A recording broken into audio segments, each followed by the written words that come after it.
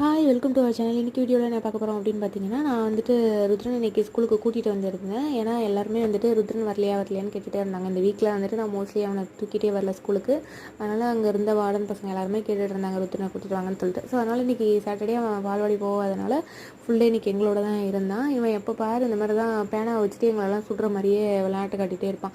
அதனால் அவனுக்கு சர்ப்ரைஸாக அங்கே வந்து பசங்க என்ன பண்ணாலுங்கன்னா துப்பாக்கி வாங்கி கொடுத்தாங்க.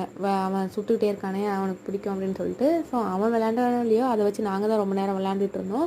நான் மோஸ்ட்லி ருத்ரனுக்கு வந்துட்டு அதாவது அவனுக்கு விளையாட்டு பொருள் நான் ரொம்ப அதிகமாக வாங்கி கொடுத்ததே இல்லை, திங்ஸ் எல்லாம்.